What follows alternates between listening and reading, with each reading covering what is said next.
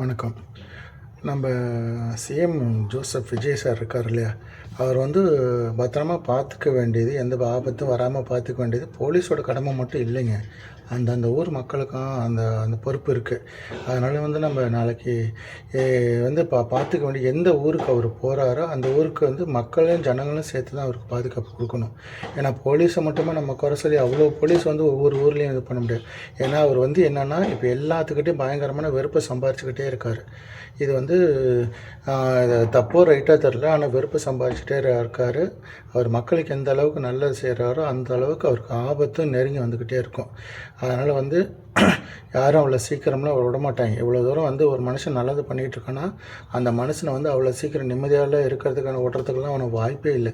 ஏதாவது ஒன்று பண்ணிக்கிட்டே இருக்கணும், நிம்மதியாகவே இருக்க விடக்கூடாது அப்படிங்கிற ஒரு வேலையில் தான் ரொம்ப மும்முரமாக இருப்பாங்க. அதனால் என்ன சொல்கிறேன்னா, நம்ம ஜனங்க இப்போ ஒரு நல்ல மனுஷன் நமக்கு ஒரு கிடச்சிருக்காரு, எவ்வளோ பிரச்சனை வந்தாலும் நம்ம பார்த்துக்கிறேங்கிற மாதிரி கிடச்சிருக்காரு. அந்த மனுஷனை பார்த்துக்க வேண்டிய பொறுப்பு போலீஸுக்கு மட்டும் இல்லை, ஜனங்களுக்கு இருக்குது.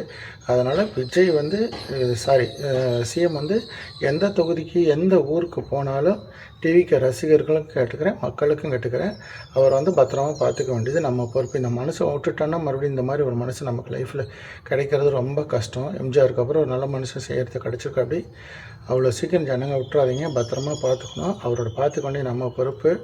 ஏன்னா எதிர்த்து நிற்கிறவங்க 2 பேர் எதிர்த்து நிற்கிறவங்க சாதாரண ஆள் கிடையாது. பல நின்று கொட்டை போட்டுவாங்க. அதனால் முதல்ல வாயில் மாட்டின மாதிரி தான்.